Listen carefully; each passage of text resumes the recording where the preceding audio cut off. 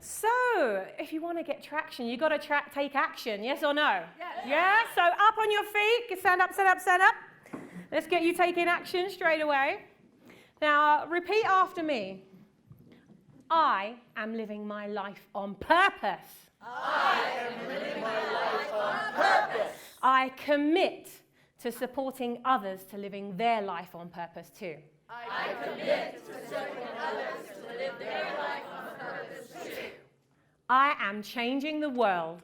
I am changing the world. Now look at the person next to you and say, you're changing the world. Give him a high five, give yourselves a round of applause and sit down.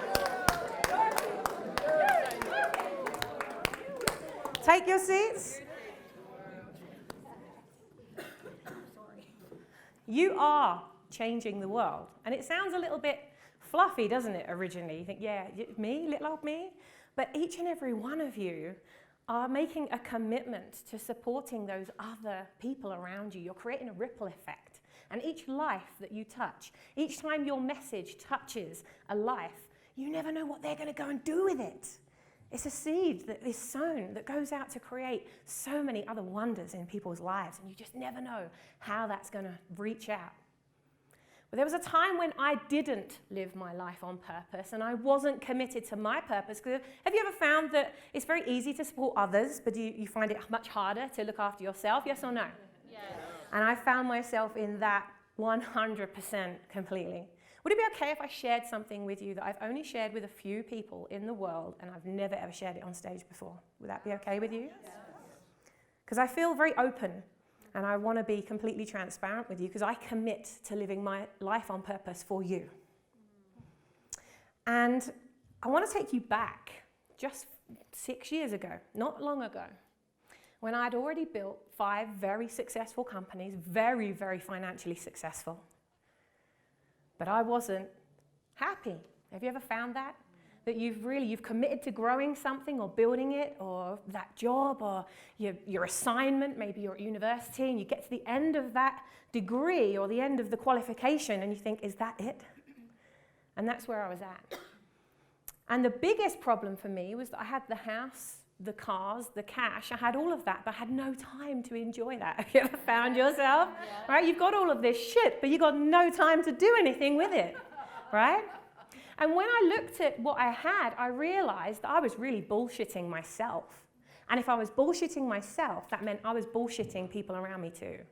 And I had to take a really good, hard look at myself and look behind my message as to how authentic I was being to committing to my business. Because I was committed so much to other things, I wasn't looking internally at what I was creating. And it caused a big problem. In fact, my business partner, the left-hand side of his body collapsed. And he ended up in A&E and wasn't able to come to work for 6 months. It took 6 months to rehabilitate him. And in the time that he was recovering, I'm now left with this huge load of running these businesses on my own and ended up in hospital 4 times in as many months. And the last time I ended up in hospital, the consultant said to me, Miss Blindell, if I see you in this consultant room one more time, I can't guarantee that what you're doing to your body is going to be reversible. You have to change what you're doing. And it was at that point that I realized that purpose was more important than profit. So I made that commitment to myself that I wasn't going to focus on that profit anymore. I was going to really commit to my purpose. And this is the thing that I've never shared with anybody, a few people maybe up until this point. But our business, we were in the process of selling that company, and for 2 years we were meeting buyer after buyer after buyer, and they didn't have the vision, they didn't have the values, and they didn't understand the value of what we were creating. And that was a big problem because I knew that when we sold that business, which was valued at £7.8 million, which would be about $9 million, that even if I sold that business, I wouldn't be able to sleep at night because all the customers would just completely, they'd fly away because they didn't share those same values as we did. So here's what I haven't never shared before is that I sold that business for £1. £1. And I bought my freedom. And boy, did I buy that freedom. And when I talk to you, I talk to you from a real position of going through a hell of a lot of pain, I've built 7 companies now, and when I built this one, I committed to driving it and building it and thriving on purpose. And really living with passion and not caring about the money, because the profit was this kind of beast that you get focused on that, and it can really drive you. And you have to be focused on profit, don't get me wrong, but there's a way to do it.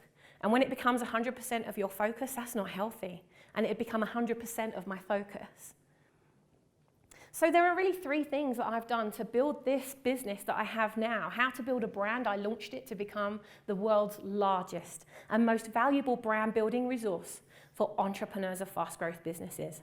I really did build this on purpose, and I knew from day one I didn't have a resource, but I walked, talked, lived, breathed, ate, and slept like I already was a resource. And within that first 2 years, we had already launched physically into 24 countries, and the company has continued to grow ever since then. And every moment is on purpose, and I couldn't be happier. And I want to share with you 3 things that have really helped to keep me. I have them written on my laptop screensaver. I've got it written on my wall. It's absolutely keeping me on purpose all the time. There's just 3 things: vision, values, and value. Your vision. Where is your brand going to land? Whether you're building a personal brand, a business brand, a product brand, a service brand, all of the above. You know, every time you arrive late, you've been branded. Every time you arrive early, you're the person that lights up the room. Oh yeah, that person that always wears red or orange. You're branded. Everything you do, you're personally branded. But get behind the branding to the brand. The brand is your reputation. It's what other people say about you when you're not there. No amount of branding is going to support you as you grow. So really understand that vision of where you are going and live every day on purpose. Where is my brand going to land? Your values. What is it that you stand for? What do you live, breathe, eat, sleep, walk, and talk, and really care about? What's that stake that you're going to put in the ground and say, this is what I stand for, and this is what I stand against? And this is why. Because people don't buy what you do, they buy why you do it. And finally, your value. Too many entrepreneurs I know are not charging enough for what they do. And when you know what your values are and you know what your vision is, you can stand strong in the belief that you are charging what you are worth. And when you don't ask for that, when people don't pay, they don't pay attention. So now is your time to shine. Now is your time to go out there and be the brand that you want to see in the world. And I'm telling you, if you're not leading, you're not the only one that's losing. Someone else is losing out because you didn't stand up and shine. So be the brand you want to see in the world. And thank you so much.